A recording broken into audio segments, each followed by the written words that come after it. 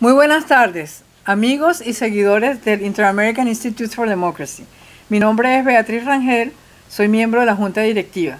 Me corresponde la tarea de moderar este foro que se dedica al análisis de la coyuntura de Colombia bajo el tema La democracia de Colombia bajo acoso. Como ustedes lo saben, distinguidos amigos, en el Inter-American Institute for Democracy, seguimos con atención la dinámica de las naciones americanas en su búsqueda por la libertad y el progreso. El Inter-American Institute for Democracy es una entidad privada, sin fines de lucro, cuyo objetivo es la promoción y difusión de los valores de la libertad, la democracia, los derechos humanos y la institucionalidad en las Américas. Está constituido por académicos, políticos, profesionales, trabajadores, empresarios, hombres y mujeres de distintas nacionalidades. Es un centro de pensamiento sin connotaciones partidistas, que para el logro de sus objetivos realiza investigaciones académicas, seminarios, coloquios y eventos en un contexto de pluralismo y tolerancia. Mantiene un fondo editorial para la publicación de obras que contribuyen a la difusión y defensa de la democracia, de la libertad y de la institucionalidad. Les saludamos desde nuestra sede, nuestro presidente Tomás Regalado, nuestro director ejecutivo Carlos Sánchez Berzaín, Rodrigo Arboleda, miembro de nuestra Junta Directiva, Pedro Agustín Valencia, el honorable cónsul general de Colombia en Miami, y el señor Mauricio Jaramillo, importante empresario que promueve la exportación de flores de Colombia. Colombia es una de las naciones de mayor promesa en Sudamérica. Luego de un prolongado periodo de violencia, se logró estabilizar el país en las postrimerías de los años 50 mediante un acuerdo nacional entre las fuerzas políticas rivales. A partir de 1959, el país inició una nueva etapa de desarrollo marcada por la estabilidad política y el crecimiento. Su tasa de crecimiento entre 1950 y 1970 fue del 5.1% al 5.2%. Y entre 1970 y 1990 4.5%, cayendo solo entre 1990 y el año 2000 al 3.3%. En materia de desarrollo educativo, Colombia y Chile lograron conquistar las mejores calificaciones en las pruebas PISA y Colombia es el hogar de un premio Nobel de literatura que ha obtenido un sinfín de premios internacionales como el más reciente otorgado por el World Economic Forum a la ciudad de Medellín, como ciudad innovadora. El país, sin embargo, ha sido protagonista de una ola de violencia ciudadana nunca vista en su historia, desde que se concluyera el Acuerdo Nacional. La arremetida contra las edificaciones históricas, las vías de comunicación y las fuerzas del orden darían a pensar que el país retornó a la espantosa fase histórica conocida como la violencia, que se extendió desde 1925 hasta 1959. En síntesis, sorprende que una nación exitosa y con clara predilección por el Estado de Derecho haya explotado, una nación como esta haya explotado esta destructiva ola de desestabilización. El acoso a su democracia pareciera originarse en diversos factores, los estructurales que incluyen la creciente tasa de desigualdad, la limitada movilidad social y el retroceso en materia educativa.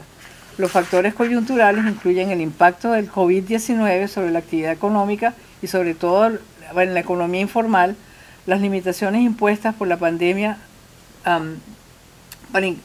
y las presiones que se han creado sobre las finanzas públicas para atender a esta coyuntura desastrosa. El peso económico y social ocasionado por y también a esto se añade el peso económico y social ocasionado por el colapso de la economía venezolana.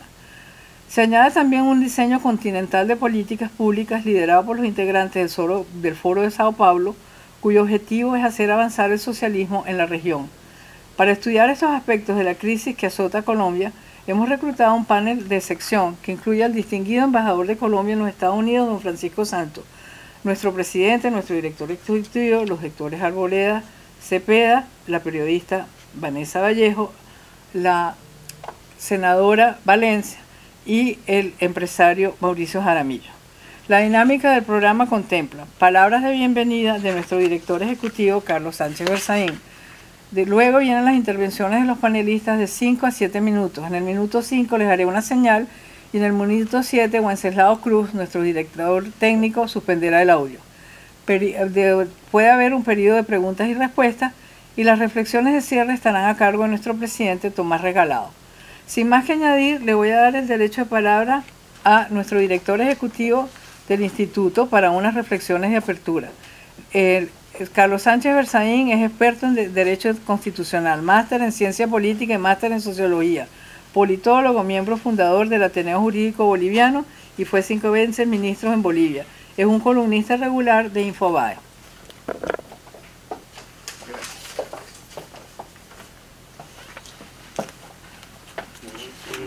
Afectuoso saludo a nuestro presidente, a nuestros directores Beatriz Rangel, Rodrigo Arboleda, Óscar García Mendoza, aquí presentes.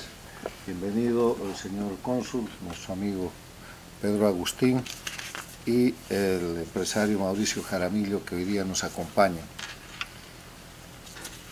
Los foros del Inter-American Institute for Democracy buscan tratar, bajo la metodología de una pluralidad de opiniones, temas que preocupan a los principios y valores que sostiene, defiende y promueve el Instituto, que son la libertad, la democracia, los derechos humanos y la institucionalidad en las Américas.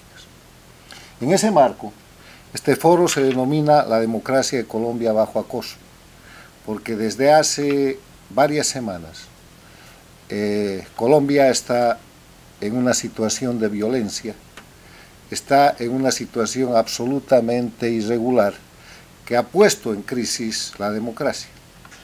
Y esto sucede, además de elementos de carácter social, de carácter político, de carácter económico que se puedan argumentar, en un país con una sólida tradición democrática que ha hecho el esfuerzo de un denominado acuerdo de paz o acuerdos de paz con la guerrilla de las FARC, que es acosado por una guerrilla criminal también narcotraficante como la de las FARC, el ELN, y que tiene la presión en su frontera con Venezuela de la plataforma más importante del grupo de delincuencia organizada transnacional, que empezó llamándose populismo bolivariano con Chávez y Castro a principios de este siglo. Después se denominó socialismo del siglo XXI y hoy se llama castrochavismo, y que tiene, entre otros, como instrumento de operación política al Foro de Sao Paulo, al Grupo de Puebla, y tiene el respaldo de 2 presidentes que, gobernando países democráticos, se han incorporado de pleno al respaldo de las dictaduras en las Américas, que son los presidentes de la Argentina y de México. En ese escenario, el tema de Colombia preocupa. Y preocupa grandemente porque tenemos el precedente histórico de que en el año 2019, después de 2 reuniones del Foro de Sao Paulo, en La Habana primero y después en Caracas, Venezuela, se proclamó la necesidad de buscar la desestabilización de las democracias en las Américas, y ese mismo año se produjeron los incidentes de Chile, que han llevado, a partir de un conflicto por el precio de pasajes en el subterráneo de Santiago de Chile, a una reforma constitucional. O sea, han convertido un problema de gobierno en un problema de crisis de Estado. Ese mismo año se produce, en octubre del 2019, el golpe de Estado en el Ecuador, que es sostenido, no sin grandes daños a la economía y a la estabilidad de ese país, por el presidente Lenín Moreno, que logra superar ese desafío, señalando claramente el lugar de donde procedían los actos criminales, con la expulsión de cubanos y venezolanos que bajo protección diplomática o de otro tipo estaban operando en su país. Después viene la pandemia, y en el marco de la pandemia se potencian este tipo de situaciones, no sin antes la confesión de Diosdado Cabello, que se felicita por la brisita bolivariana que había estado recorriendo el continente, celebrando los hechos de desestabilización a los que hay que incluir la guerrilla activa en el Paraguay y a los que hay que incluir el gran fraude electoral del 2019 en Bolivia, que termina con la renuncia de Evo Morales, que hoy día está falsificando la narrativa de presentar su renuncia como si hubiera sido un golpe de Estado para dar impunidad a los crímenes que cometió en ese momento.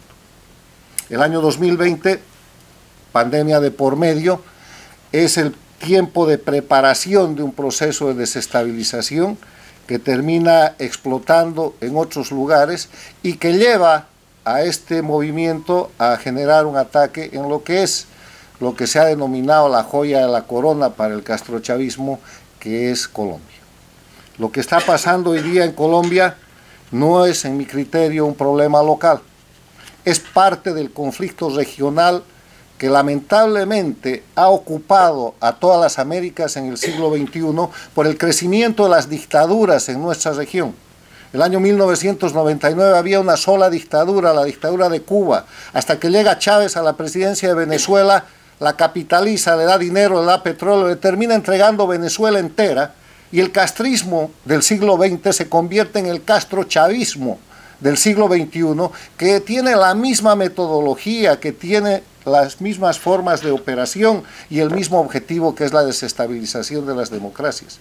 Así como en la década de los 60, 70 y 80, Cuba castrista llenó a las Américas de guerrillas urbanas, rurales, de tráfico de drogas, de invasiones y de agresiones de todo tipo.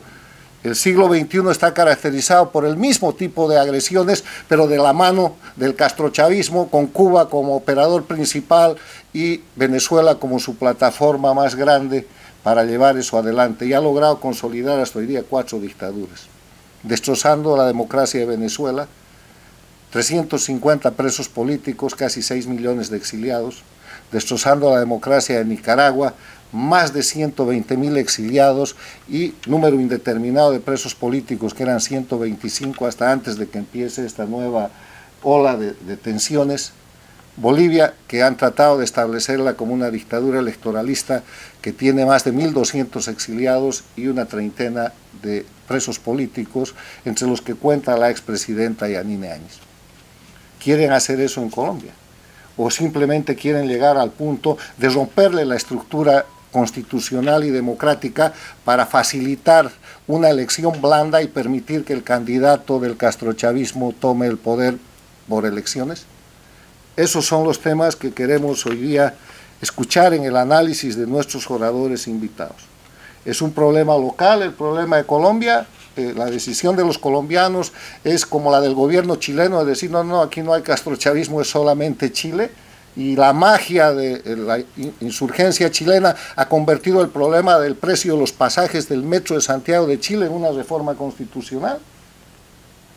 ¿O en verdad están dispuestos a mirar hacia adentro y hacia afuera, y además de los problemas que tiene todo país, que tiene todo gobierno y que tiene toda democracia, reconocer que una de las maniobras del castrochavismo consiste en convertir los problemas de gobierno en crisis de Estado?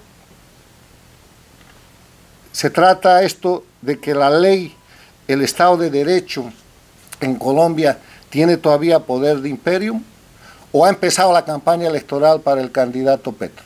Hay varias cosas que ustedes tienen que responder, y por eso tenemos hoy día ilustres colombianos, porque tienen que ser los colombianos los que nos digan cómo van a hacer que Colombia siga siendo una democracia, una economía y un pueblo ejemplar por su trabajo y su esfuerzo en libertad.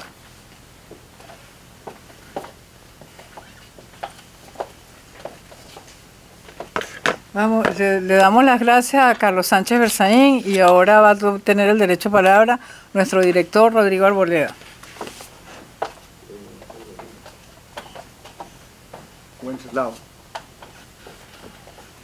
Muchas gracias, Beatriz, muchas gracias, Carlos. Como el colombiano en el directorio del instituto, es para mí un honor abrir el debate y las presentaciones de manera que podamos tener una discusión lo más amplia posible. Como el tiempo es muy limitado, voy a tratar de ir directo al tema que nos acoge. Tenemos en este momento lo que vemos en las pantallas de televisión, que podría llamarse el caos organizado. Ya tanto Beatriz como Carlos pudieron esbozar unas causas posibles que resumo solamente a continuación sin entrar en ningún detalle sobre ellas. Una revuelta social que comienza desde el comienzo mismo de la posesión del presidente Duque, exacerbada como consecuencia de igual problema detectado en Chile y después en Ecuador en octubre y noviembre del año 19. 220.000 hectáreas de coca de alta eficiencia heredadas del gobierno anterior. Un devastador huracán que liquida prácticamente la isla de Providencia y parte de la isla de San Andrés. 2 millones de refugiados venezolanos en los últimos 3 años y medio, Por primera vez en el mundo occidental, un país que como gobierno se convirtió en un narcoestado, este es Venezuela, un país que juega un papel doble en las Américas, que por un lado hace de mediador en procesos de paz y por otro lado aspira a implementar su filosofía marxista-leninista en el continente que es Cuba. Una Cuba que necesita desesperadamente sobrevivir y que a quien se le agotó la leche de la vaca, pudiéramos decirlo en términos coloquiales, de Venezuela, y una Venezuela misma que se quedó sin recursos, excepto el de la coca de alta eficiencia que exporta que viene desde Colombia, que es cultivada en gran parte por las FARC. Una Cuba y Venezuela entonces que necesitan encontrar otra vaca que no solo les dé leche, sino que pueda ayudarles a expandir su ideología política y social en la región. Y eso es precisamente Colombia, como ya le dijeron Beatriz y Carlos. Ni que el presidente Santos hubiera dejado este andamiaje de una manera tan bien organizada, y ni que ni el presidente Duque fuera Superman, o fuera Tarzán, o fuera el Capitán Marvel de las películas de Marvel, para poder manejar semejante cantidad de problemas simultáneos como los que ha tenido Colombia en los últimos 3 años. La labor que el gobierno y el presidente Duque han elaborado para poder manejar semejante cantidad de problemas es digna de reconocimiento de todos los colombianos de bien. ¿Cuáles son las causas posibles y más profundas y verdaderas? Yo vengo trabajando desde hace 30 años los temas de tecnología y educación, y muy recientemente cómo la tecnología puede ayudar a fomentar y a cimentar y a apuntalar la democracia. Como parte de lo que el instituto está haciendo, esa es una de las labores que me corresponde como miembro de su junta directiva. Por lo tanto, lo que creemos es que es un futuro incierto para una gran masa poblacional joven, sin acceso a un empleo moderno, pero bien remunerado, es una tal vez de las causas más verdaderas y más profundas. Es una falta que nuestros países en general no han podido encontrar respuesta a estos desafíos.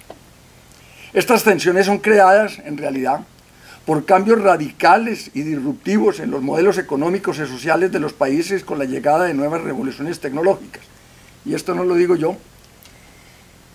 Esto, en la opinión de la gran economista venezolana Carlota Pérez, en sus varias publicaciones, lo expone de manera magistral, cuando demuestra que a lo largo de toda la creación de las diferentes revoluciones tecnológicas e industriales, fueron creándose problemas sociales y económicos que tardaron un tiempo en que el capitalismo pudiera sobrepasarlos y pudiera volver a crear una época de gran progreso y de gran crecimiento económico. Entonces, el verdadero problema que tenemos es el gigantesco desempleo juvenil de los últimos años. Esta curva que les estoy dando es una curva desde el 2014 al 2020. En el 2021 todavía seguimos heredando la que teníamos desde el 2020. Pero ese es un empleo que verdaderamente nos agobia en este momento, porque la gran masa poblacional y la demografía de nuestros países en este momento implica que la gran masa poblacional con desempleo es la masa poblacional entre los 15 y los 34 años. Que para el año 2050, como ven en la gráfica de la derecha, esa gente va a tener que sostener a una gran masa poblacional que va a estar entre los 60 y los 80 años. Por lo tanto, la carga que se les viene encima, si no sabemos preparar a esa gente joven en unas prácticas y modelos económicos modernos, va a ser enorme. Esto, paradójicamente e irónicamente, tenemos un desempleo gigantesco en nuestra juventud y al mismo tiempo hay un déficit enorme de personas capacitadas para suplir los cargos que las tecnologías modernas están demandando en el mundo. Esta gráfica es aterradora. En el 70% en Estados Unidos hay una falta crónica de gente capacitada para manejar todos los algoritmos de inteligencia artificial, de manejo masivo de datos, de blockchain, de todas las tecnologías que en este momento están en boga. como ustedes verán, en solo Europa hay en este momento más de 825.000 déficit en materia de empleos capacitados para poder acometer este tipo de desafíos. Y eso fue hasta el año 2020. Te queda un minuto, Rodrigo. Entonces, tenemos que para Colombia, este déficit significa que tendremos más de 112.000 déficit de empleos en programadores para el año 2025.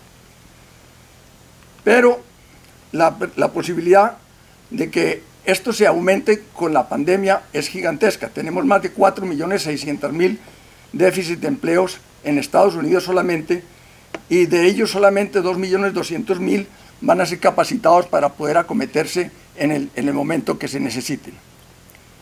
Hay una necesidad verdaderamente imperiosa de crear un nuevo mecanismo de empleo para personas que no tengan que ser basadas en el sistema de tener un diploma universitario, sino que están basadas en sus habilidades. Lo que antes se llamaba el empleo de cuello azul o cuello blanco va a dar paso a una necesidad de una nueva masa poblacional que no va a tener cuello, es decir, esta gente que puede ser empleada sin tener que pasar por el tema del empleo regular antiguo. Y la globalización y la gran problema de la pandemia fue que esto se exponenció y este déficit va a ser muchísimo mayor, como lo demuestra esta gráfica. Por lo tanto, hay unas soluciones a la vista, y voy a darles el caso solamente de Medellín para terminar, donde más de 11.000 nuevos empleos fueron creados para atender la demanda de la cuarta revolución industrial, y 360 empresas de 36 países se arraigaron en Medellín. Eso porque se está creando ese tipo de empleos. Eso significa que el gran desafío de nuestra sociedad consiste en que para el año de 2025, si no creamos unos 220.000 empleos en materias de manejo de masivo de datos, de inteligencia artificial, de blockchain, de robótica, manejo de impresión en 3D, realidad virtual, realidad aumentada, biotecnología, las bases ya están dadas, no hay que reinventar la rueda, eso se puede hacer, y lo que yo pretendo con esta presentación en el día de hoy es dar una visión un poquito menos apocalíptica y un poco más positiva de lo que Colombia puede hacer, porque Colombia no es Chile, Colombia no es Ecuador, Colombia no es Perú y Colombia no es Bolivia. Colombia tiene instituciones muy sólidas y muy fuertes y tiene un gobierno que lo está haciendo, dadas las circunstancias, tremendamente bien. Es la oportunidad que tenemos de poder convertir un caos en una armonía, y esa es la verdadera oportunidad que tenemos en este momento tan difícil. Muchas gracias.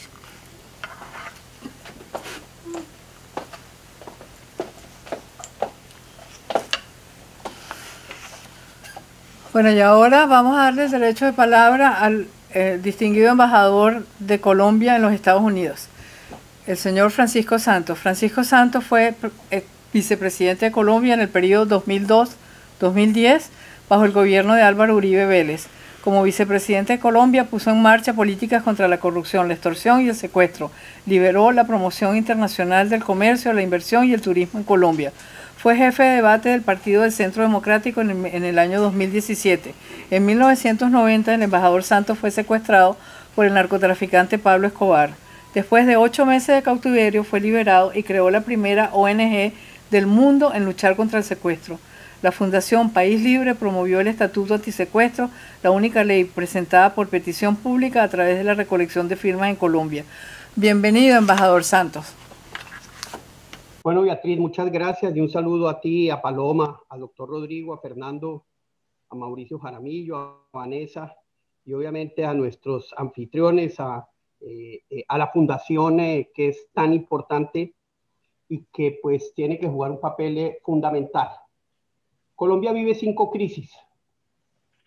Una es una crisis de la democracia y del apego del ciudadano que tiene que ver, digámoslo, con una profunda transformación de la sociedad, que tiene que ver con este aparatico que genera poca discusión pública y mucha confrontación, que genera un desempleo, como bien lo dijo el anterior expositor, que ante una juventud que, digamos, tiene una mirada distinta inclusive de la democracia, y creo que esa crisis no es solo de Colombia, es de la democracia en general, la sentimos aquí en Estados Unidos, la sentimos en muchos de los sitios en casi todas las democracias del mundo, tiene un agravante que es todo el tema del COVID.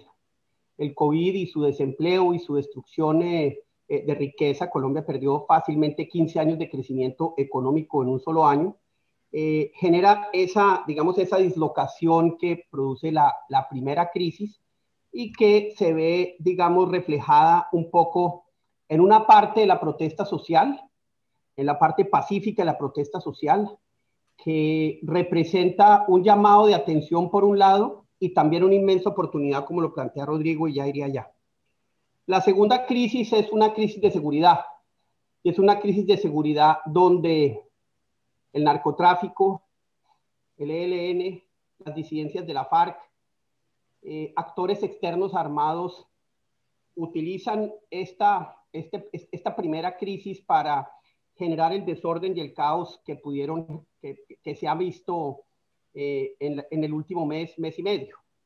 Esta crisis de seguridad necesita de todas maneras un planteamiento de fondo de solución con un fortalecimiento de la policía, de la inteligencia, de los SMATs, con una utilización de nuevas acciones que eviten esos bloqueos. Los bloqueos que son tremendamente sencillos de hacer son tremendamente difíciles de controlar, y eso requiere de todas maneras esta crisis de seguridad, un afianzamiento de las políticas de seguridad, de la inteligencia y de la acción en especial de la policía frente a este reto que no va a ser solo de Colombia.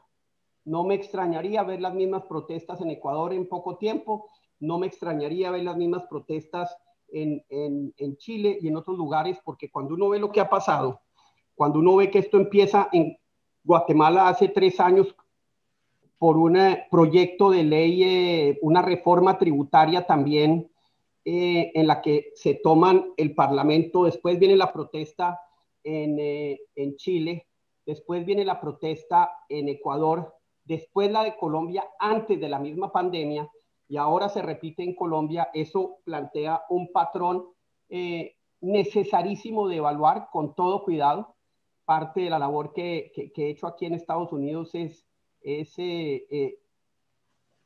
llevar el mensaje a las agencias de inteligencia y a las agencias de seguridad para que entiendan el reto que hoy enfrenta, un nuevo reto que hoy enfrenta la democracia en América Latina, en este caso y en particular Colombia, que es de bajísimo costo y de profundo impacto.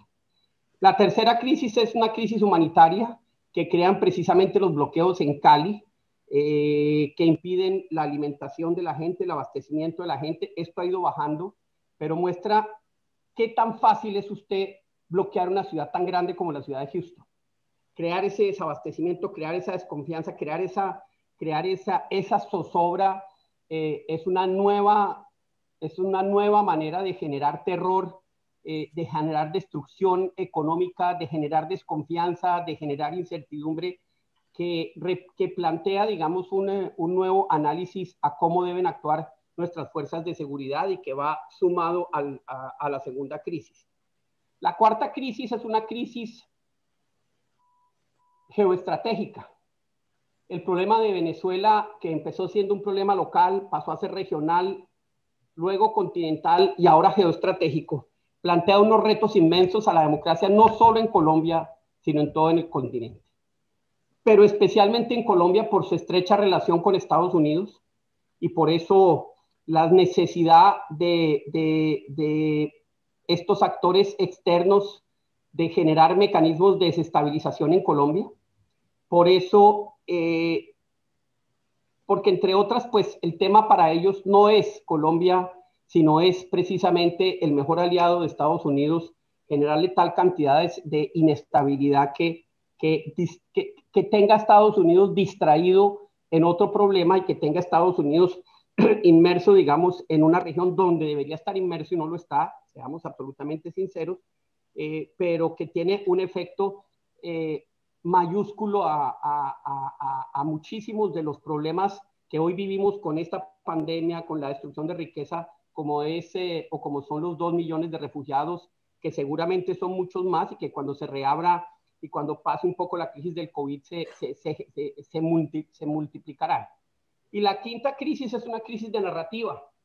Es una crisis de narrativa porque aquí la crisis de seguridad, la crisis geoestratégica y la crisis humanitaria tienen una sola mirada cuando deberían tener dos. Aquí no se ha visto, y en una discusión hace unos días les decía yo, la diferencia entre George Floyd y la policía colombiana es que George Floyd estaba desarmado y no estaba disparando. La policía colombiana respondió cuando les estaban disparando, cuando les tiraban cóctel molotov, y un poco la hipocresía que existe y el doble estándar que hay a veces acá, pues que ponen dos cosas que no son similares y con tratamientos y que buscan tratamientos disimilares y distintos, pues no tienen en cuenta el contexto como es una situación como la que les estoy contando.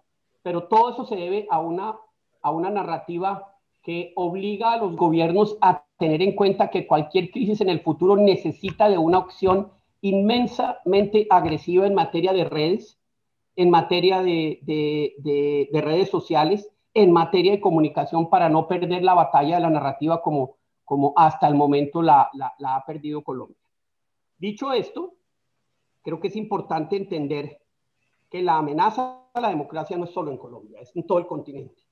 Que el cambio estratégico de Venezuela genera una condición que América Latina solo tuvo en el año 61 con la crisis de los misiles de Cuba, que desde ese entonces a hoy no se veía un activismo y una actividad puntual, estratégica, regional, para la desestabilización del continente como la que tenemos hoy en día, producto de lo que ha pasado en Venezuela y producto de la llegada de actores externos como Rusia o como Irán.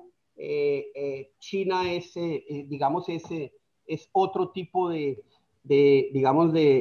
factor económico, de factor de influencia política, pero que tiene, digamos, un accionar absolutamente distinto al de los primeros dos que antes mencioné.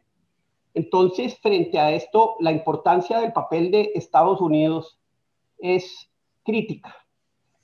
Y lo que hemos visto hasta el momento en Estados Unidos es un enfoque en los países del Triángulo Norte por una razón política interna, porque están llegando a la frontera. Cuando la verdad, la batalla política real está en Venezuela, está en Sudamérica, está en lo que de verdad, en lo que está pasando en nuestros países con toda esa ruptura, digamos, y toda esa creación de una fractura social a través de distintas narrativas, a través de medios sociales, a través de un populismo que pues lo único que ha mostrado es el fracaso que logra crear, como lo podemos ver en Venezuela, lo podemos ver en Cuba, lo podemos ver en Nicaragua, y es importantísimo que la tarea de los Estados Unidos frente al continente tenga algo que el Plan Colombia demostró genera éxitos. Uno, mirada de largo plazo, hoy no la hay. Dos, persistencia en las políticas, hoy no las hay. Tres, adaptación de estas políticas al entorno internacional y al entorno interno, que es absolutamente fundamental y que en el caso del Plan Colombia sirvió para lograr pues, lo que yo considero el éxito más grande que ha tenido Estados Unidos en política exterior en los últimos 50 años. Y finalmente, un trabajo económico que reemplace la tradicional ayuda que Estados Unidos entrega por un verdadero cambio económico donde se dé una nueva alianza para el progreso que tenga como factor central la inversión extranjera, que tenga como factor central el crecimiento económico a través de la gran ventaja competitiva que Estados Unidos tiene, y es el costo del capital, y a través de la tecnología que, como bien lo dijo Rodrigo, debe ser y es la inmensa oportunidad para transformar nuestras sociedades. Pero para terminar, quiero simplemente plantearle al público un elemento fundamental si queremos que esto se convierta y que la región tenga un futuro próspero. Y es la absoluta necesidad de transformar radicalmente los sistemas educativos, especialmente el sistema educativo superior. Las universidades están entrenando a ciudadanos para trabajos que ya no existen. Y cuando la tecnología debe poder y los estados deben poder generar ese acceso al entrenamiento y ese acceso a un nuevo conocimiento que ya no implica un cartón, sino implica unas habilidades, la posibilidad de juntar esto con una nueva dimensión educativa es el gran dinamizador de ese potencial de llegada a estos jóvenes que están buscando unas nuevas oportunidades.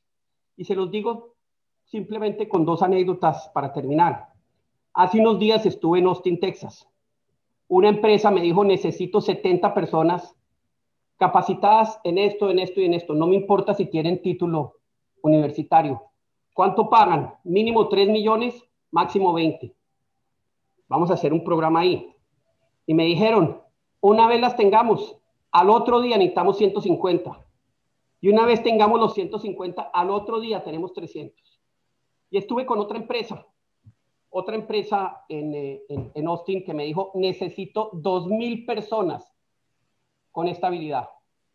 Imagínense si nuestro sistema educativo se dedica a entrenar en inglés, porque el bilingüismo es fundamental, aunque yo creo que la inteligencia artificial y la traducción va a producir grandes oportunidades o grandes cambios en ese sentido, pero sobre todo en lo que Rodrigo planteó, en coding, que es fundamental, en blockchain, que es fundamental, inteligencia artificial, que es fundamental, y que son skills que no necesariamente necesitan de toda esa preparación de 4 años de universidad, sino necesitan una preparación enfocada porque es en las empresas donde muchas de estas personas aprenden a crecer. Ahí está la verdadera oportunidad. El país que cambie su sistema educativo, sin dejar de lado las universidades, que son unas élites que hoy educan muchas personas para empleos que ya no existen. El primer país que modernice su educación superior orientada a ese tipo de empleos va a transformar la economía y va a convertirse en el gran jalonador en la región de crecimientos económicos que no hemos visto hace muchas décadas. Pero mientras tanto tenemos que enfrentar el reto de la desestabilización, tenemos que enfrentar el reto de la inseguridad y tenemos que enfrentar el reto que estas protestas nos han planteado. Les agradezco infinitamente y bueno, cedo la palabra.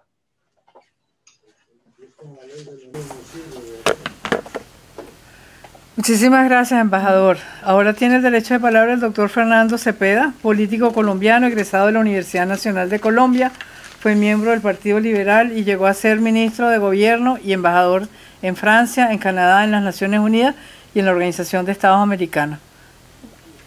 Adelante, don Fernando. Muy bien. Entonces, ante todo, un agradecimiento a los directivos de esta fundación, a Beatriz por su interés. Yo no sé cómo es que me encuentra, pero me tiene fichado. Y luego, encantado de estar aquí con los miembros de este panel. Voy a señalar 2, 3 aspectos del problema. El primero es el siguiente. Reconozcamos que en América Latina 2 países aparecían ante el mundo como modelos. ¿Modelos de qué? Chile aparecía como el gran modelo que había implementado, son los Chicago Boys y todo eso, las teorías del profesor Friedman, etcétera, del mercado libre, digamos el consenso de Washington, a la maravilla. Y que eso había sido no solamente un éxito económico, sino también un éxito social. Hay un libro que publicó el Centro de Investigaciones de la Universidad de Chile, en el que un año antes de la explosión de octubre del 2019 describía y graficaba esos éxitos. Es realmente impresionante.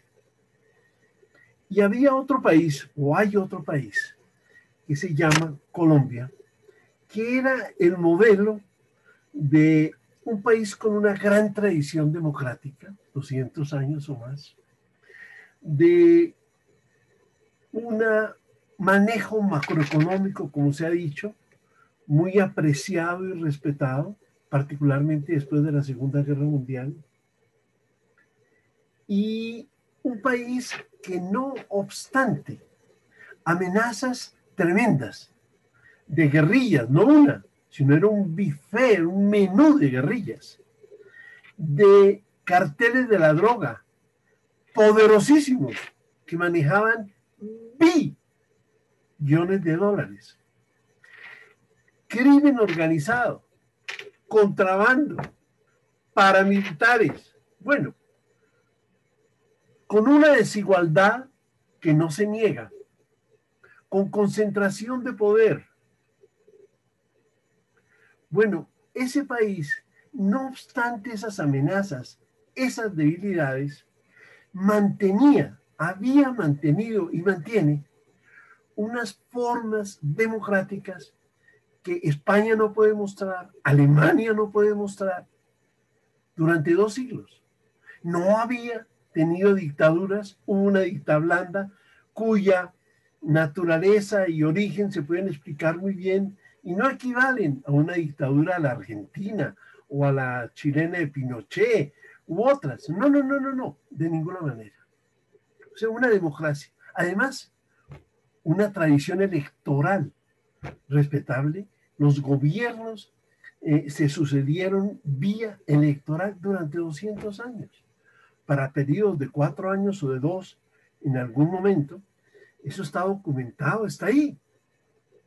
Y luego, un Estado de Derecho muy respetable, se reconoce que es un Estado de Derecho que opera para una parte del país, y hay regiones que son lawlessness, como dicen los americanos, donde no hay ni Dios ni ley. Tiene mucho que ver con el tamaño del país, que es equivalente a Francia, España y Portugal, y tiene que ver con la geografía muy compleja del país y, por supuesto, con la pobreza del país históricamente. Hoy no tanto, pero sí histórica, que es lo que explica lo que prácticamente todos los que escribimos sobre Colombia decimos. Hay una debilidad del Estado. El Estado ha sido débil desde el primer día hasta la fecha. Solamente ha habido un momento en el cual el Estado dejó de ser débil, pero sectorialmente, que fue el momento en que Estados Unidos puso el grito en el cielo, no los colombianos, y cuando puso el grito en el cielo, eso fue el general McCaffrey desde la Argentina, después de visitar Colombia, la había visitado muchísimas veces, dijo SOS, Colombia está al borde del desastre. Bueno, está el famoso artículo de Madeleine Albright en el New York Times, por allá en agosto del 1999, que antecede o sirve de marco a la visita de más alto nivel y más grande que han hecho funcionarios de Estados Unidos a Colombia, presidida por el señor, si no recuerdo mal, el señor Pickering, un gran embajador, colega mío en Naciones Unidas, muy querido, quien, ¿no? Y en ese artículo, la señora Madeleine Albright hizo un análisis, yo digo que lo hicieron a 100 manos, muy duro de la situación en Colombia, en algunas partes yo diría que injusto, pero muy duro, muy completo, y termina diciendo muy sencillamente, mire señor Pastrana, si usted insiste en lo que está haciendo, bueno, es su decisión, la respetamos. Pero si usted cambia y hace lo que estamos sugiriendo que haga, ¿no? Estamos dispuestos a ayudar como sea a Colombia. Ese es el Plan Colombia. Ese artículo es el origen de Plan Colombia. El artículo se llama Colombia's Struggles, How We Can Help. Bueno, nunca se comentó el artículo. Aquí tal, yo lo uso en todas mis clases porque me parece que es un documento histórico. Hay un momento de gobernabilidad sectorial fuerte. Ahí hubo un Estado fuerte. Pero ese Estado fuerte solamente operó para el tema de la lucha contra las drogas y la lucha contra la guerrilla. No operó para la administración de justicia, ni para el sistema educativo, ni para el sistema laboral. No, no, no, no, no. Ahí tuvimos un momento realmente impresionante hasta lograr realizaciones que son hoy motivo de estudio en las escuelas de inteligencia, etcétera, como fue la liberación de Ingrid Betancourt y los norteamericanos y algunos colombianos que estaban secuestrados por las FARC en una operación que nadie cree que fue posible, ¿no? Porque fue impecable, porque no hubo un tiro, porque es decir, una cosa que nadie cree que pudo existir como operación, si ustedes quieren, no militar, sino de inteligencia. Y luego, una operación como, esa sí hubo otra situación, como la que terminó con la vida y la presencia de Raúl Reyes en el Ecuador. Pese a que Colombia advertía, daba las coordenadas, dónde estaba, pues no pasaba nada.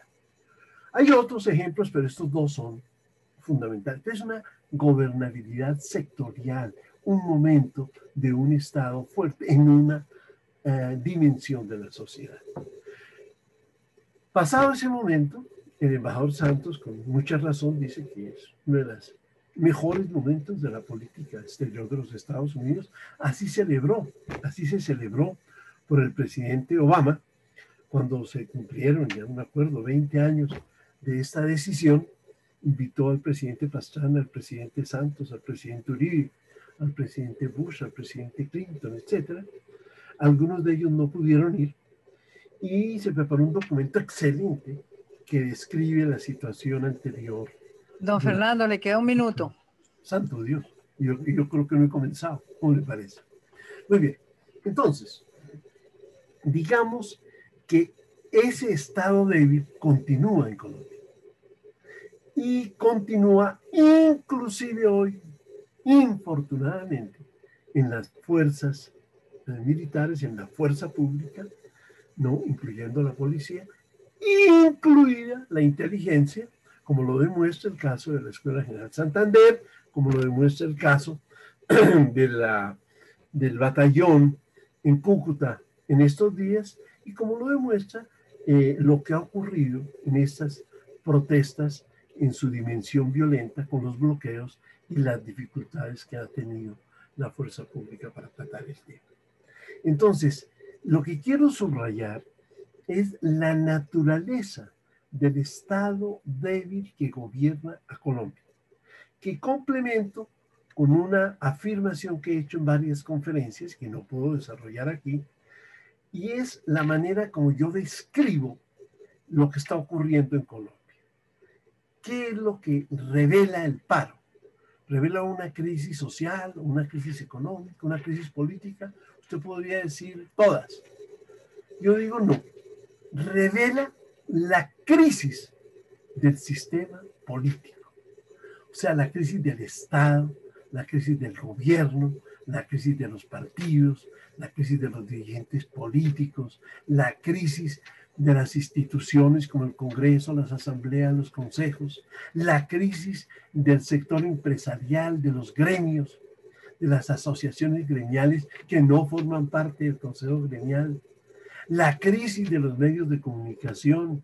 En fin, no terminaría de describir los elementos de esa crisis.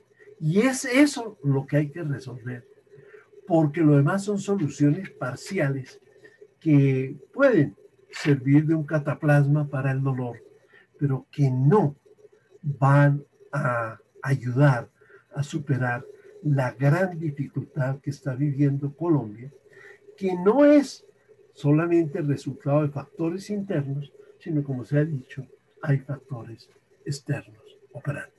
Muchas gracias.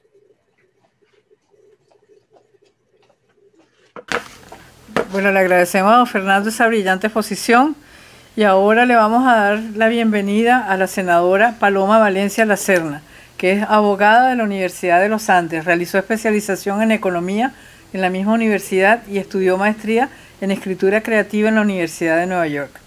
Fue candidata a la Cámara de Representantes por Bogotá en las elecciones legislativas de 2006. Fue precandidata presidencial en el año 2018 y fue electa como senadora de la República de Colombia en los periodos legislativos 2014, 2018 y 2018-2022. Paloma ha sido una de las senadoras más destacadas y es vocera de distintos escenarios del Partido del Centro Democrático. Bienvenida, senadora. Muchísimas gracias. Quiero agradecer la invitación al Instituto para la Democracia Interamericano, saludar a todos los presentes. Es un honor y un gran gusto poder estar con ustedes. Bueno, yo quisiera hacer algunas reflexiones un poco en relación a lo que está sucediendo en Colombia. Yo diría que razones para protestar en Colombia hay muchísimas. Estamos en una situación donde el 42% de la población está en la pobreza, una situación donde el 15% de la población está viviendo en pobreza extrema. Hemos perdido empleo, tenemos una cifra del 15% de desempleo que es 5 puntos por encima de lo que teníamos antes de que iniciara la pandemia, y tenemos además unas circunstancias que en mi opinión son muy complicadas y que se refieren principalmente al hecho de que la población joven no está pudiendo tener acceso a los trabajos. Cuando uno mira, por ejemplo, el desempleo de mujeres jóvenes está en el 30%, y esto pues genera una serie de preguntas. Hay una crisis además que me parece que se profundiza no solamente en Colombia, sino en todo el planeta, a raíz de la aparición de las redes sociales, que tuvo unos elementos muy importantes, que fue haber empoderado a la ciudadanía, haberles dado voz y participación, pero puso en jaque la democracia representativa. Porque hoy la gente se pregunta, ¿por qué tengo yo que elegir a Paloma? Y casi que Paloma debería preguntarme en cada decisión que ella vaya a tomar si eso es lo que yo quiero que ella vote o no.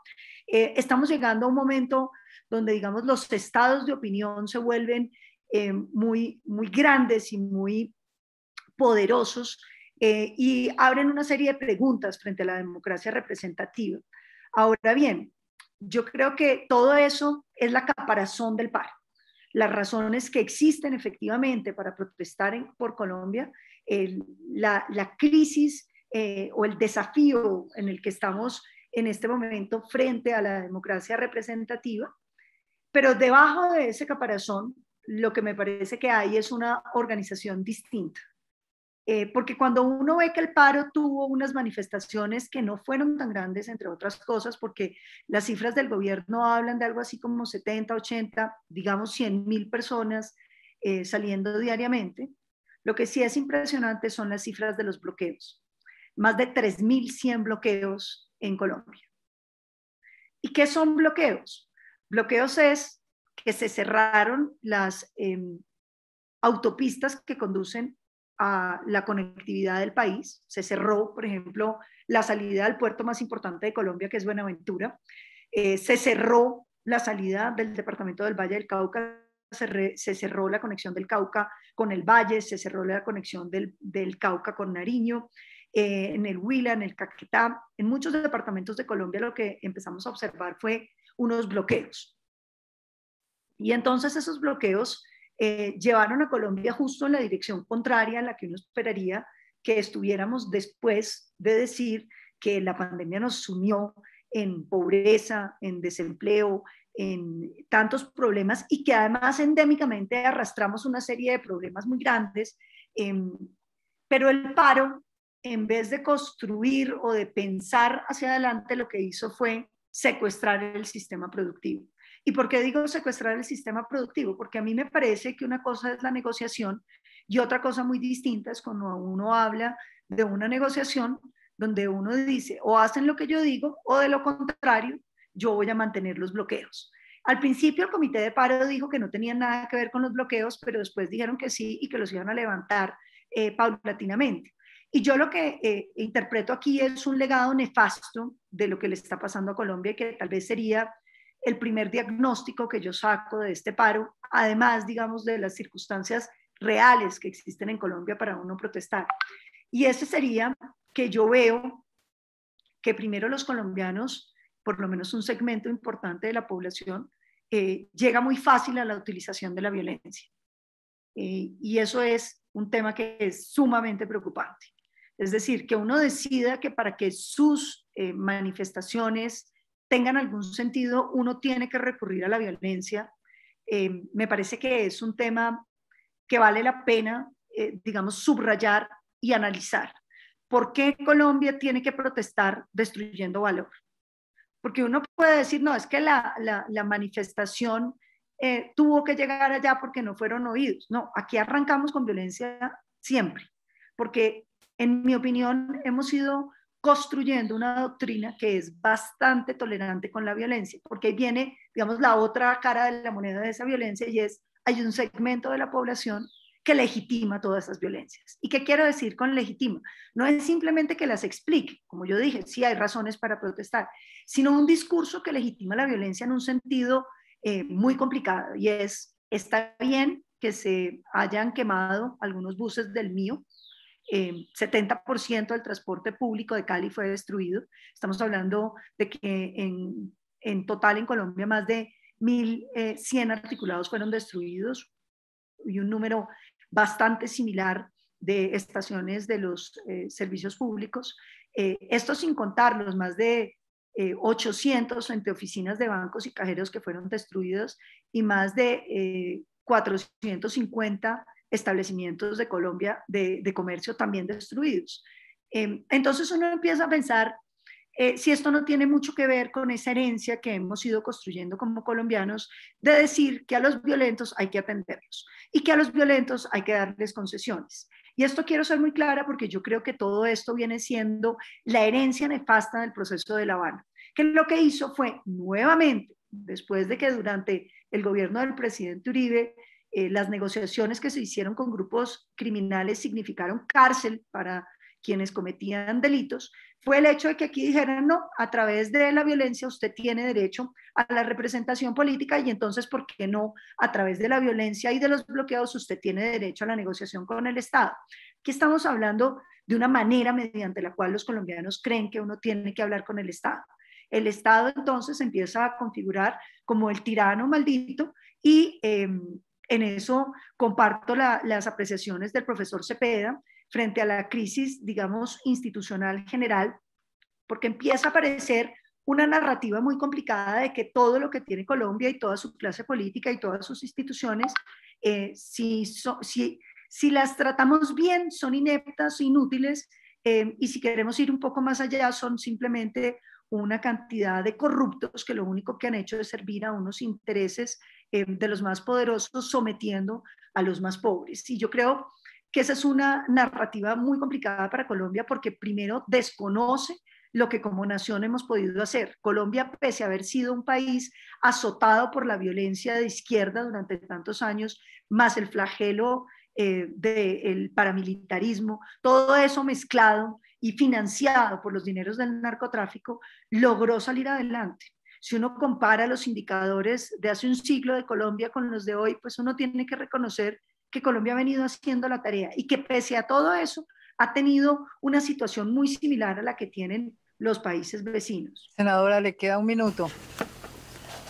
Entonces yo diría que en el agobio de la democracia hoy, el paro se constituye como un nuevo tipo de golpe a la democracia. ¿En qué consiste? A través de la violencia y del secuestro del sistema productivo deciden cogobernar.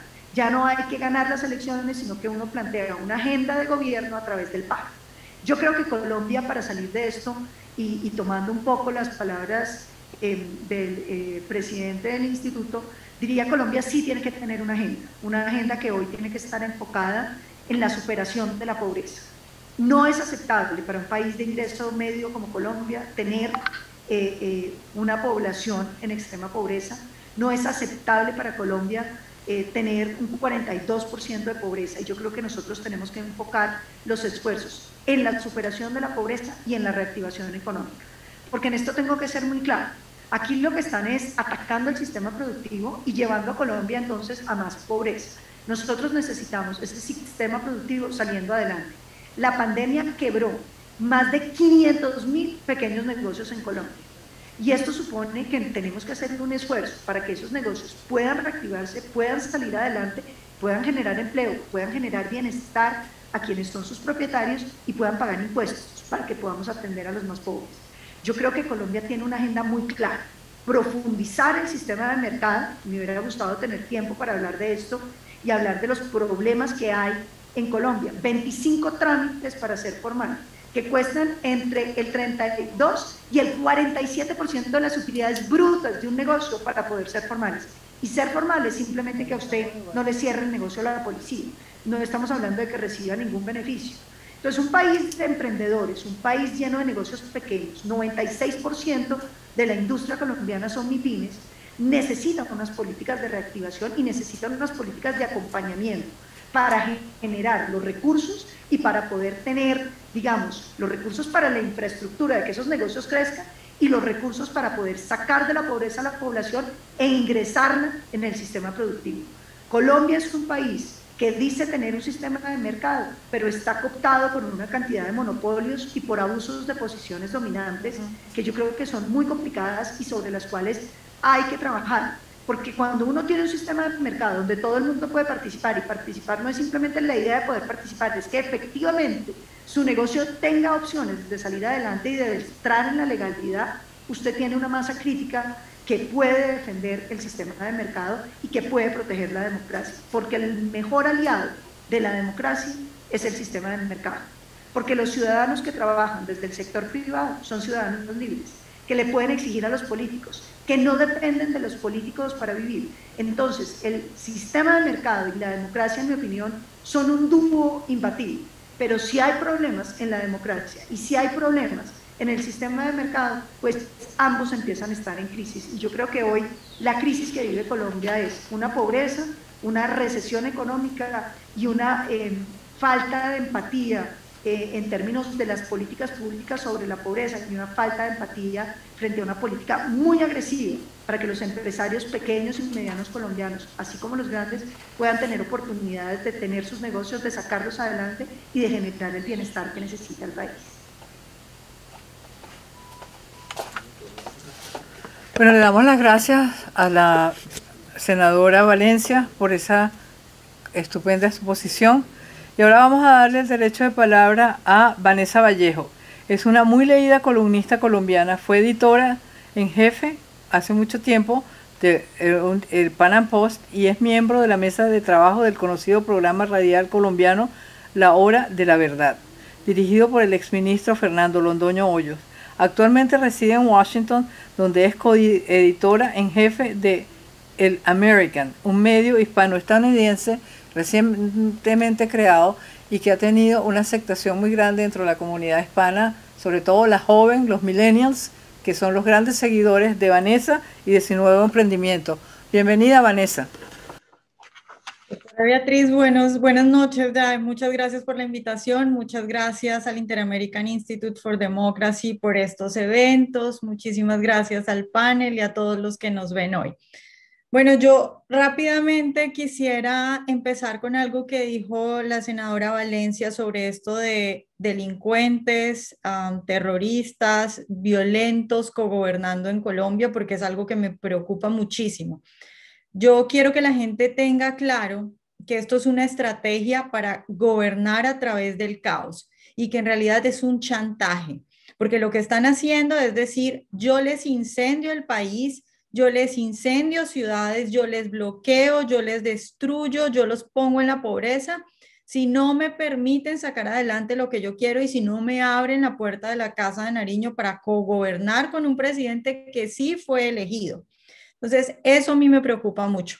Ahora bien, haciendo ya un análisis general de la situación en Colombia y de todo lo que está ocurriendo, es claro que esto no es un fenómeno solo de Colombia. De hecho, lo que pasó en Chile a finales de 2019 es prácticamente lo mismo que se intentó hacer en Colombia.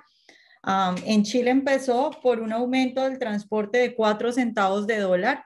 Entonces uno se pregunta, ¿cómo incendian una ciudad por 4 centavos de dólar? Es evidente que no, el problema no son los 4 centavos de dólar. Los 4 centavos de dólar eran simplemente la excusa.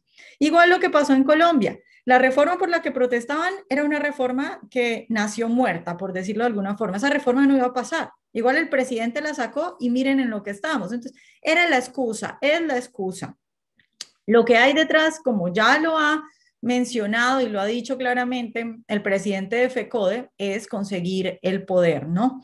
Ahora bien, si bien esto es una estrategia internacional, esto es una estrategia que se está copiando de otros países, si bien esto tiene que ver con los factores que hemos hablado acá, que se han hablado acá, que son fundamentales, como por ejemplo la justicia, porque un país que no tenga justicia es un país donde la delincuencia reina, es decir, un país donde el que la hace la paga, pues a la gente, a los bandidos le cuesta más trabajo porque no quieren asumir las consecuencias, ¿no? Tiene que ver también con la seguridad, por supuesto, necesitamos un país seguro, tiene que ver con cómo actúa la policía, necesitamos un país donde la policía actúe bien, tiene que ver, por supuesto, con la economía, necesitamos un país próspero, necesitamos un país donde la gente tenga trabajo y no tener trabajo, por supuesto, que molesta e incomoda a la gente y va a terminar en un descontento social. Ahora bien, hay un asunto importante y es que si bien todos esos factores que hemos mencionado acá son fundamentales, hay otro asunto que es estructural y que lo mencionó el embajador Francisco Santos y que me parece a mí fundamental porque aún si tenemos todos los anteriores y tenemos un país en orden, con justicia, con una policía que actúe bien, con una buena economía, si no se tiene este factor que es fundamental, no importa nada de lo anterior. Y eso tiene que ver con la cultura. Yo quiero que nos devolvamos, y cuando digo cultura, me refiero a cuál es la narrativa predominante en una sociedad. ¿Cuáles son los valores predominantes? ¿Cómo entiende la mayor parte de una sociedad la realidad? A eso me refiero con cultura. Quiero que nos devolvamos a 2 años atrás, casi 2 años, cuando iniciaban las protestas en Chile, que como digo, iniciaron por 4 centavos de dólar. Si ustedes buscan en ese momento noticias de lo que pasaba hacia octubre de 2019 en Chile, en medios internacionales, las noticias todas eran buenas. Resulta que uno encuentra Chile, el país que vuelve a ser el país latinoamericano con menor nivel de pobreza. Chile en ese momento, si hablamos de patrimonio promedio por adulto, el mayor patrimonio promedio por adulto de Latinoamérica.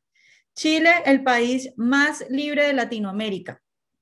En la región, comparado pues con Canadá, con Estados Unidos, una cosa impresionante. El sistema de pensiones que es tan criticado por la izquierda en Chile y por muchos otros, pues resulta que según los analistas internacionales, el sistema de pensiones de Chile es uno de los mejores del mundo. Y la rentabilidad que da se compara con sistemas pensionales que están clasificados como uno de los mejores del mundo. Pobreza. Chile, el segundo país con menor pobreza de Latinoamérica.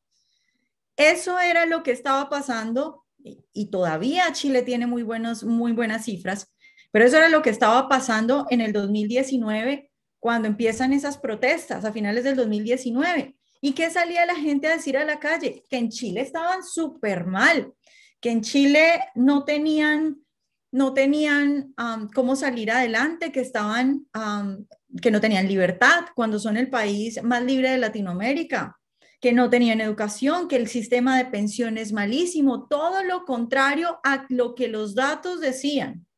¿Cuál es mi punto entonces? El otro día leía yo una columna de alguien que yo admiro mucho en Colombia y él decía, la izquierda y los socialistas siempre para llegar al poder destruyen un país, arruinan la economía y luego se presentan ellos como los salvadores. Pues la verdad es que eso no es cierto. Los socialistas y esta gente es astuta, muy astuta, y son una especie de ilusionistas. Ellos ni siquiera necesitan dañar la economía. Pueden tener un país próspero con las mejores cifras como es Chile y convencer a la gente de que están mal cuando en realidad están bien. Ellos ni siquiera necesitan hacer desastres y arruinar un país antes, no, convencen a la gente de las cosas. Ahora bien, ¿qué ha salvado a Colombia? ¿Qué ha salvado a Colombia en estos momentos tan difíciles? Bueno, yo creo que lo que ha salvado a Colombia en estos momentos es, disculpa, ¿me están oyendo bien? Ok, lo que ha salvado a Colombia en estos momentos, lo que ha salvado a Colombia Pero en estos te momentos. queda un minuto, Vanessa. Ok, lo que ha salvado a Colombia en estos momentos son los valores de la gente. Es la gente que dice, yo no estoy de acuerdo con el robo, yo no estoy de acuerdo con que incendien edificios, yo no estoy de acuerdo con que se hagan bloqueos, pero eso tiene que ver con la cultura. Y la cultura pasa por los medios de comunicación, la cultura pasa por las universidades, la cultura pasa por los colegios, pasa por las redes sociales.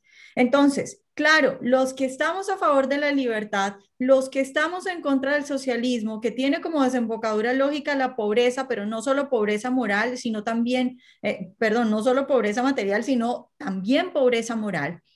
Quienes luchamos por la libertad y estamos en contra de eso, necesitamos entender que la cultura es fundamental, que no nos basta solo con seguridad, con justicia y con una buena economía, porque podemos tener un país con tan buenas cifras como Chile y podemos estar muy bien, pero esta gente lo va a dañar todo. Entonces necesitamos la cultura, necesitamos que los activistas, que las instituciones a favor de la democracia, que los partidos políticos, que los empresarios, que todas esas personas que están haciendo activismo para salvar un país entiendan que la izquierda tiene tomados los colegios, que los socialistas tienen tomadas las universidades y que ellos las ven como máquinas de sacar gente de izquierda y gente que luego les va a colaborar en la causa y que ellos ven como una estrategia a largo plazo. Esto ha durado años, es decir, ¿hace cuántos años están entrenando gente para que se tome las universidades y para que se tome los colegios y haga lo que está haciendo? Las redes sociales también, por supuesto, son fundamentales porque son la fuente de información de millones de personas que ya ni siquiera aprenden el noticiero, sino que lo que hacen es informarse a través de redes sociales con información falsa. ¿Cuántas noticias falsas salieron durante estas semanas en Colombia? Yo recuerdo un video en el que salía un muchacho caminando y al parecer un policía le disparaba, ese muchacho caía y lo que se dijo fue que la policía estaba matando a gente que simplemente caminaba por la calle sin ningún problema.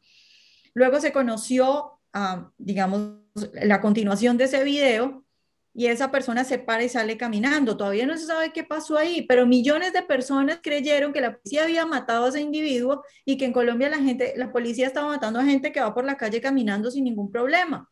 Entonces, necesitamos información, necesitamos tomar la cultura, necesitamos tener periodistas, profesores, necesitamos ahondar en todas estas cuestiones que la izquierda lleva haciendo un trabajo tan largo, porque sin cultura no tenemos nada. Un país que no tenga respeto por los valores, un país que no esté de acuerdo en consensos básicos de que hay que trabajar, de que no se le puede robar a la gente, un país que tenga la cultura tomada por la izquierda es un país sin futuro. Muchísimas gracias, Vanessa. Bueno, ahora viene la voz de la iniciativa privada. Vamos a darle la bienvenida al empresario colombiano Mauricio Jaramillo Valli, que es presidente de Salt Farms, importadora, distribuidora y productora de flores para el mercado de Estados Unidos desde hace 30 años. Bienvenido, señor Jaramillo.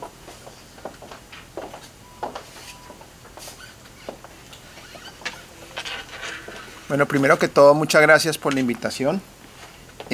Yo voy a hablarles con una perspectiva tal vez un poquito distinta a la que hemos oído, con unas exposiciones brillantes de todos los panelistas. Mi abuelo trabajó muy duro para educar a sus hijos y crear una pequeña empresa y generar empleo. Mi padre hizo lo mismo y lo hizo un poco mejor para educarnos a todos nosotros y que trabajáramos y darnos unos valores y unos principios. Así lo he hecho yo con mis hijas también, que trabajen. Entonces yo cuando veo todas estas cosas que pasan en Colombia, la verdad es ofensivo y creo que un país que de alguna forma permita que la propiedad pública, la propiedad privada, que la infraestructura del país sea destruida, está condenado a un caos, está condenado a la miseria, porque lo que ha pasado en Colombia no he visto jamás donde destruyendo se genere riqueza. Sí he visto que como con el trabajo se genera riqueza, se generan oportunidades, se genera lo que la gente está pidiendo.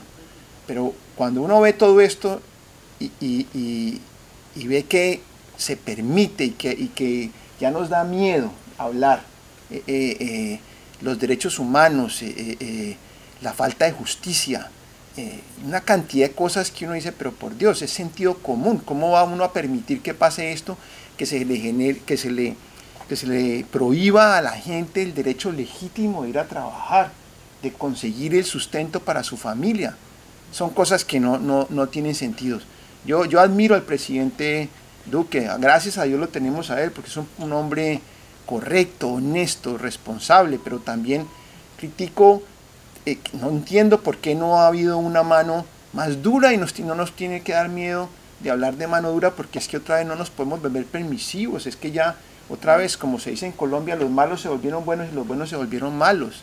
¿Hasta dónde va a llegar uno con eso? O sea, ¿cómo puede uno tener sentado en el gobierno algunos senadores de la República que jamás han condenado estos actos vandálicos y que al contrario los promueven, incitan a la gente a que salgan a las calles y destruyan? Entonces, es sentido común. Esto no en todos los países del mundo, incluidos los Estados Unidos de América, hay problemas de falta de oportunidades, hay problemas de falta de educación, hay también miseria, hay pobreza, y también la tenemos en Colombia, pero la clase empresarial colombiana, por mi negocio, donde tengo que viajar, es increíble la admiración que tiene la gente por la clase empresarial colombiana. Yo no tengo ni un solo amigo, y jamás lo he hecho, ni por valor ni por principio lo haré, donde creamos una empresa para explotar a la gente. Todo el tiempo estamos buscando cómo hacerlo mejor, cómo darle más oportunidades a la gente, cómo crear más oportunidades, y todos mis amigos y todos los empresarios, microempresarios, emprendedores que conozco, siempre tienen eso. Es que eso hoy es un buen negocio, hacer las cosas bien, es generar una empresa con empleados bien tratados, con salarios dignos, con oportunidades de crecimiento. Todos trabajamos en eso, y todos los empresarios de Colombia y de muchas partes del mundo lo hacen, pero los colombianos son más berracos que mucha gente en la vida, y perdón la palabra, pero es la realidad. Entonces, cuando vuelvo al cuento, ve uno todo esto y ve estos personajes en el gobierno como el señor Petro, el señor Gustavo Bolívar, el señor Roy Barreras, incitando a que estas cosas pasen en un país como el nuestro. Sí queda uno desconcertado, y uno dice, y yo entiendo que todos tenemos que tratar de generar más oportunidades, y sería injusto desconocer lo que ha pasado, pero también no reconocerle al presidente el esfuerzo tan inmenso que hizo durante la pandemia por llevarle comida y algo a la clase más necesitada. Es injusto, porque el país entró a una situación económica difícil porque el presidente le dio la mano a la gente que más lo necesitaba. Es una persona que no se ha robado un centavo, gracias a Dios. Entonces, la vida es injusta y uno ve todas estas cosas, pero yo creo que todos tenemos que comenzar a llamar las cosas por su nombre. Aquí detrás de todo esto están los señores de Cuba, los señores de Venezuela, los señores de Nicaragua, inclusive Rusia, y lo decían los otros colegas expositores. Esos países están en la miseria. Yo vivo acá en Estados Unidos, tengo gente cubana que trabaja y manda $300 a Cuba a su familia para que se sostenga. Ya no lo pueden ni mandar el dinero, porque en Cuba con $300 no hay que comprar. Entonces uno dice, por Dios, allá, o sea, ya ni mandando la plata de acá, destruyeron todo, acabaron con todo, no hay comida. Lo mismo pasa en Venezuela. Entonces, ¿qué es lo que pasa aquí? Aquí hay unos intereses inmensos que se llaman los señores de Cuba y Venezuela, que no tienen ya ni qué comer, tienen que robar a Colombia, tienen que cuidar la única fuente de ingresos que le queda, que es el narcotráfico. Miren el corredor de Colombia, por donde ha habido mayor destrucción y por donde han habido más bloqueos, y que son estratégicos, como decía la senadora Paloma Valencia, el puerto más importante de Colombia, el Valle del Cauca, todo. Miremos por dónde es la ruta por donde ha habido lo peor en Colombia, y es el narcotráfico. Están tratando de defender, apenas les comenzaron a fumigar y a quemar los laboratorios, ahí sí comenzaron a incendiar el país. Entonces también causa tristeza estar en Estados Unidos y ver cómo los Estados Unidos no reaccionan de una forma distinta para ayudarnos a nosotros a salir de este atolladero en que estamos. pero otra vez esto tiene nombre propio y esto no le pasa a Colombia. Yo le digo a mis amigos de otros países, alístese, como lo decía el presidente de Ecuador de una forma muy sabia, eso le va a pasar a todos y todos tienen que reaccionar y reaccionar muy rápido y aprender de lo que nos ha pasado a nosotros en Colombia, porque esta revolución, este socialismo moderno del siglo XX, como lo quieran llamar, lo quieren exportar a todos lados y lo único que están exportando es pobreza y miseria para todos los pueblos.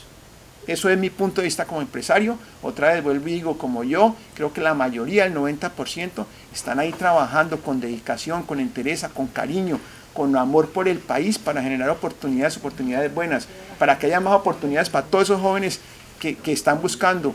Pero uno ver cómo acabando lo poco que hay, se van a generar más pobreza, más riqueza, yo no encuentro la razón de ser. El egoísmo de ciertos personajes. El presidente Santos nos deja montado en este proceso de paz y ahora viene a hablar como si fuera El Salvador y echándole mal leño al fuego a todo esto. Son cosas inauditas que pasan, pero nosotros la sociedad lo toleramos y nos da miedo decir las cosas como son. Entonces ojalá aprendamos una lección y ojalá sepamos que a la policía se respeta y que tiene que haber un sistema de justicia, que el trabajo es digno y que un país prospera si hay trabajo. Un país no va a prosperar ni va a mejorar cuando a una gente quiere quedarse en el poder para el beneficio de unos poquitos, porque el resto del pueblo queda miserable. Muchas gracias.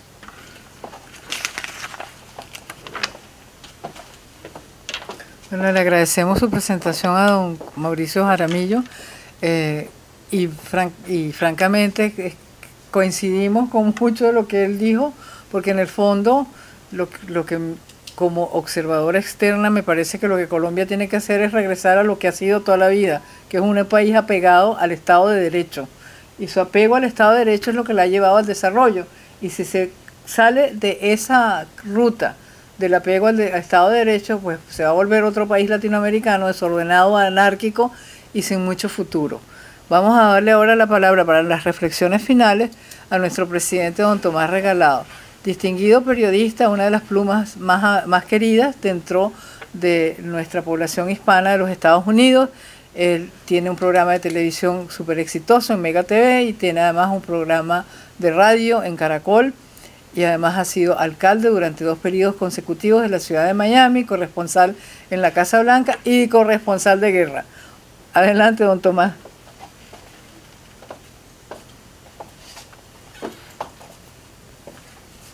Muchas gracias, Beatriz, y muchas gracias, señor cónsul. Bienvenido a este foro. A todos los expositores les agradecemos como observadores interesados este insight, esta información, esta opinión que nos han dado sobre la situación en Colombia. Y hemos notado que hay un denominador común en todos los presentadores, un sentido de urgencia, una narrativa que han creado como la han hecho en otros países. Y yo siempre estoy de acuerdo con nuestro director Rodrigo Arboleda. Hoy voy a disentir un poquito porque yo recuerdo cuando tenía unos pocos años escuchar a mis padres y a mis abuelos antes de que me enviaran a los Estados Unidos que decían: esto no pasa en Cuba, porque los americanos nunca van a permitir un comunismo a 90 millas.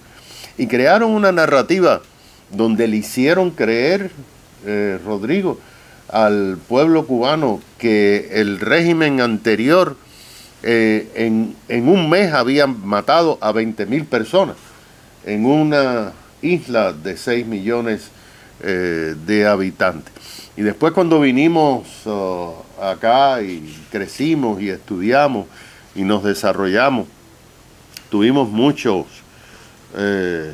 amigos venezolanos que comenzaron a llegar, y todos, absolutamente todos, nos decían: Venezuela no es Cuba.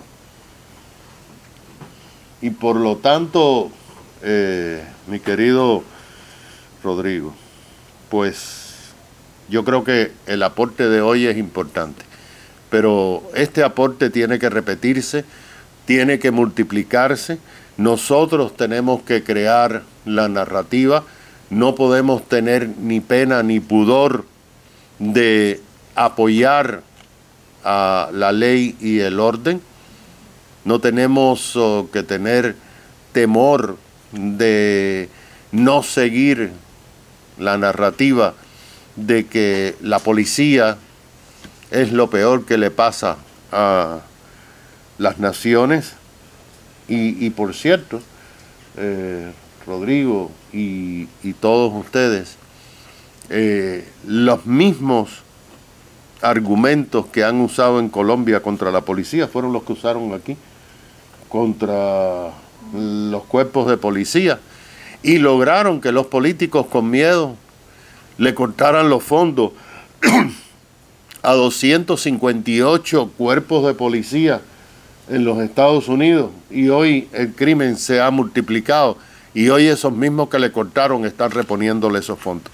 Así que yo me siento muy honrado, muy satisfecho de poder haber participado como escucha, como un observador interesado, porque la colonia colombiana es fundamental en este arcoíris de nacionalidades que ha hecho a Miami lo que es. Trabajadores empresariales, empresarios, hombres y mujeres que se dedican a ir por el libro, a trabajar, a criar su familia y por supuesto a recordar y ayudar a su país. Así que el Instituto Interamericano, y estoy hablando en nombre de Beatrice, de nuestros directores y de nuestro director ejecutivo, se siente con el deber de seguir hablando de Colombia. Muchas gracias.